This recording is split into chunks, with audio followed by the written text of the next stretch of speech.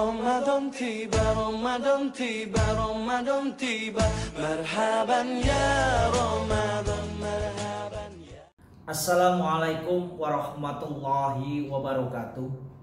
Alhamdulillah wa syukrulillah wa la haula wa la quwata illa billah. Asyhadu an la ilaha illallah wahdahu la syarikalah wa asyhadu anna Muhammadan abduhu wa rasuluh. Allahumma sholli ala Muhammad wa ala alihi wa sahbihi ajma'in. Para bapak, ibu, ustadz, ustazah, serta anak-anakku SDN Muhammadiyah 11 yang dimuliakan oleh Allah Subhanahu wa taala. Syukur alhamdulillah selalu dan senantiasa kita panjatkan kehadirat Allah Subhanahu wa taala karena sampai saat ini kita masih diberi kekuatan iman, Islam, kesempatan serta kesehatan di tengah-tengah virus corona yang semakin mewabah ini. Tapi saya jujur bersyukur alhamdulillah saya bisa bertemu, bertatap muka walaupun melalui online, melalui video seperti ini. Tapi saya cukup bangga. Kenapa? Karena anak-anak begitu semangat. Sandal jepit, rantas tali ini jengat. Masih ono COVID-19 tapi tetap semangat. Itulah hebatnya anak-anakku SD Mukhlas. Makanya dinamakan Mukhlas. Mukhlas itu dari 6 huruf, semuanya adalah berupa singkatan, yaitu M.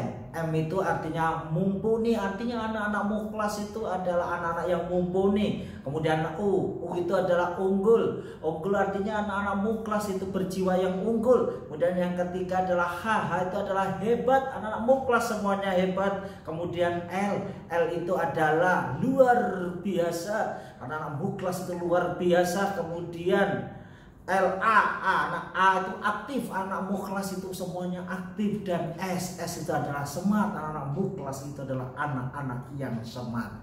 Baiklah Bapak Ibu, Ustadz Ustadzah dengan anak-anak semuanya, mungkin di antara kalian ada yang sudah kenal dengan saya, tapi juga ada yang belum kenal. Untuk itu saya perkenalkan dulu, nama saya Nangkertosono, mulai peteng lewat Mojowarno. Aku Pak Jono, wonge ganteng koyok Rano Karno. Ini perkenalan untuk bapak-bapak, untuk Ustadz Ustadzah. Tetapi untuk anak-anak perkenalannya beda lagi. Nangkertosono tuku duren karo Bandu. Aku Pak Jono, wonge keren koyok alian dulu. Yang mana pas yang sama, ya itulah Pak Jono.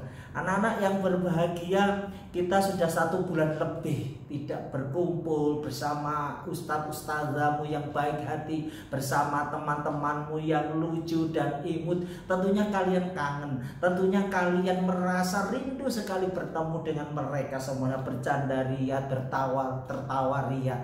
Tetapi anak-anakku, walaupun kalian itu tidak datang ke sekolah, di rumah saja, school from home, tapi kalian tetap harus belajar menggunakan alat yang namanya apa? Belajar online, belajar daring, belajar jarak jauh.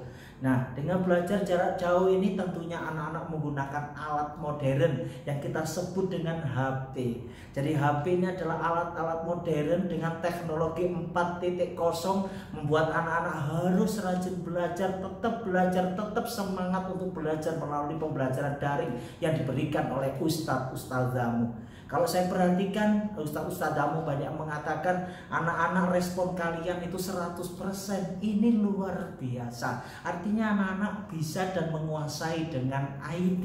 Tetapi anak-anak yang perlu diperhatikan, IT ini adalah, atau HP ini, gadget ini adalah seperti, yaitu pisau bermata dua. Artinya apa? Gadget ini atau HP ini bisa seperti pisau bermata dua, bisa membawa kamu kepada kebaikan, juga bisa membawa kamu kepada yang tidak baik. Bisa membawa pada pertemanan, tapi juga bisa membawa kalian kepada permusuhan.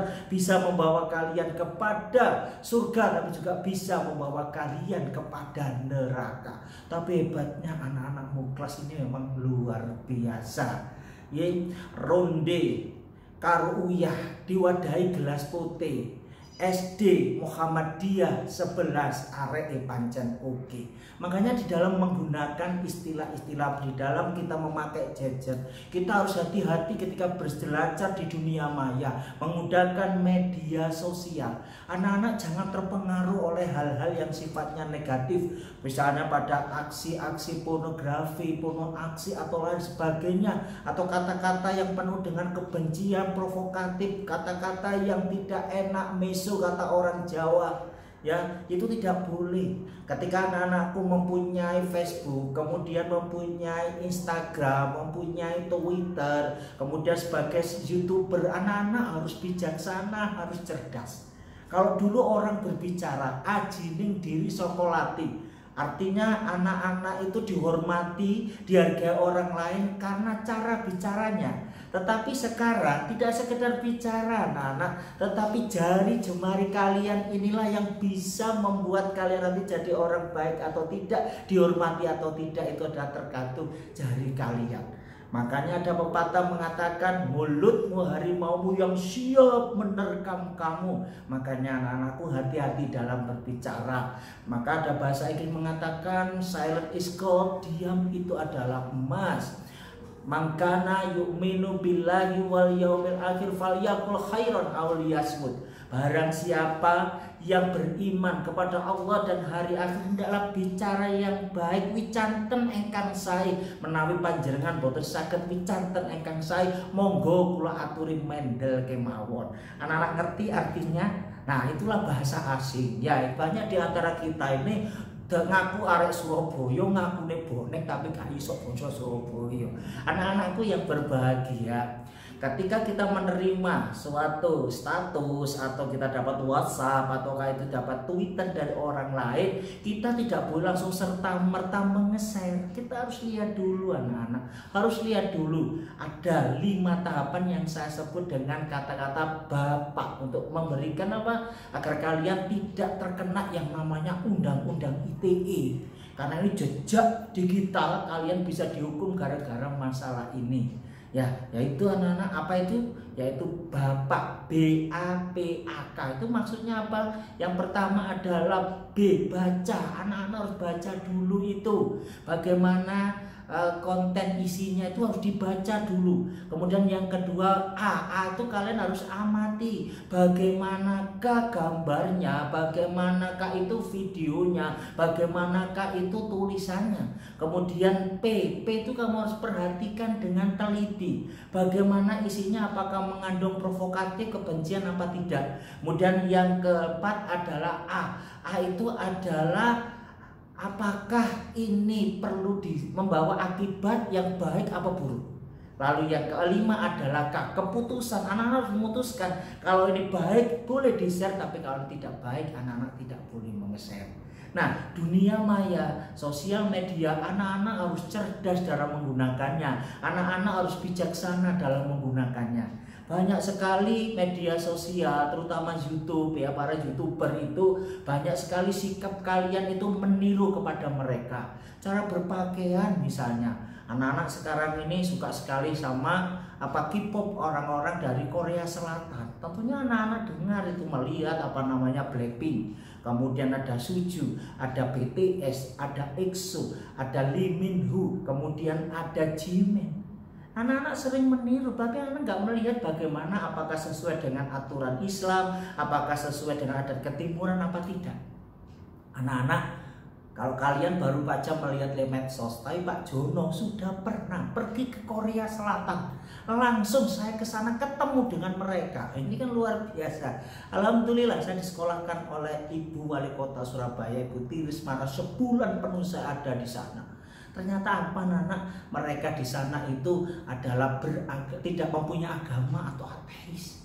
Pakaian mereka ya itu tadi menggunakan prinsip 5S. Blackpink misalnya, pakaian mereka pakai 5S, pakaiannya mini, mengumbar aurat, yang atas makin ke bawah, yang bawah makin ke atas, menggunakan 5 prinsip 5 is, yaitu praktis, ekonomis, ISIS laris manis, sehingga bisa mengganggu ketentraman umum, merusak mata laki-laki. Makanya anak-anakku, ayo kita memakai jilbab. Ketika kalian melihat acara di medsos, jangan semuanya kemudian ditiru.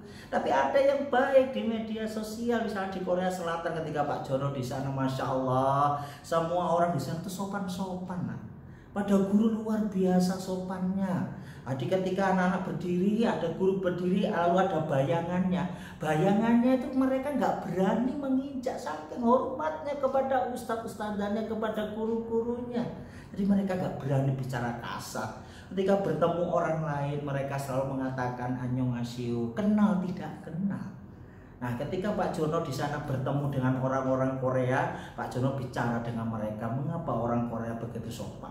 Saya bicara anak-anak dengan bahasa Korea tentunya. Anak-anak bisa bahasa Korea? Nah ya, anak-anak sekarang Pak Jono mau cerita nih, pakai bahasa Korea atau pakai bahasa Indonesia? Bahasa Korea. Wah, kalau bahasa Korea oke Pak Jono bisa, tapi kamu nggak ngerti tak percuma. Anak-anak kalau kepingin bahasa Korea gampang sekali.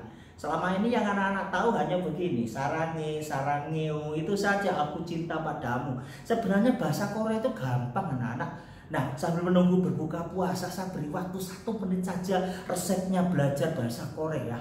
Bahasa Korea itu kuncinya hanya apa? Huruf belakangnya itu dah, itu saja anak-anak. Misalnya, terima kasih, apa bahasa Koreanya? Iya betul, kamsahamnida. Selamat malam. Iya betul, annyeonghasimida. Jadi ada adanya. Kalau minta maaf, ya. Kalau minta maaf adalah annyeonghasimida. Jadi yang penting itu ada adanya. Kalau lapangan terbang apa nak bahasa Koreanya? Iya Juanda ya. Kalau makan apa binatang asli dari Korea apa dari Cina? Panda. Kalau selamat tinggal bener dada. Artis dangdut. Cici para bida ya anak-anak. Jadi dengan begitu dari di medsos itu kita bisa belajar yang baik, tidak sekedar kita tahu yang tidak baik, tapi yang baik-baik kita akan tahu, terutama dalam menulisnya. Nah itu ucapan kita. Nah, Bapak Diki, di bulan suci Ramadan ini Rasulullah Muhammad SAW itu pernah bersabda di dalam Al-Quran, al-jannatu mustaqatun arba'atun. Ada 4 golongan yang dirindukan oleh surga. Yang pertama adalah taliyul Quran, orang-orang yang gemar membaca Al-Quran. Kemudian yang kedua adalah hafidhul lisan, orang-orang yang mampu menjaga lisannya. Kemudian yang ketiga itu adalah mut'imul ji'an, orang-orang yang suka menolong, memberi makan kepada orang yang kelaparan. Kemudian yang keempat adalah asyamur Ramadan, berpuasa di bulan suci Ramadan. Untuk itu anak-anakku, yang perlu kita stressing di sini adalah hafidhul lisan.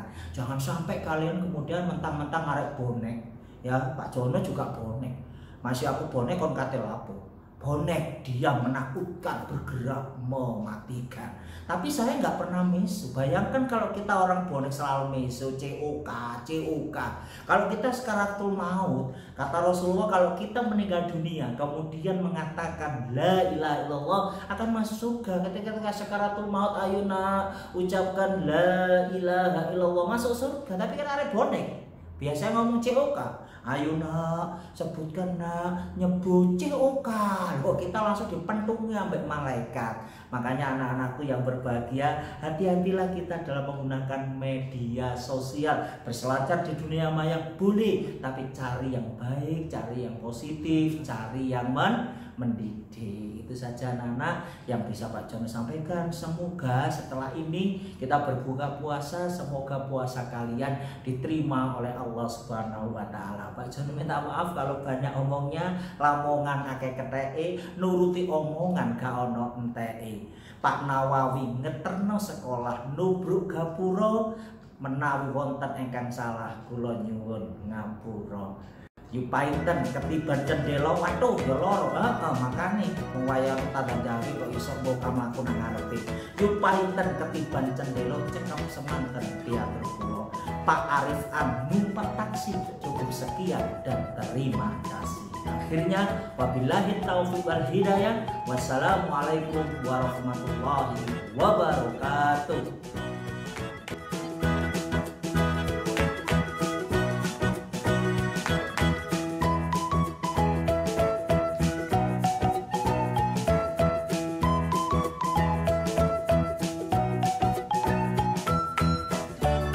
Hei, sik rek aku balik meneh. Ono sing lali durung tak sampeno guys, kadung tak apalno lho ya.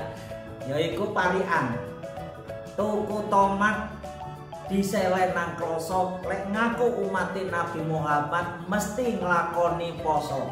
Tuku kloso nang tuku nenek ana. Sopo sing gelem poso insyaallah selamat teko corona.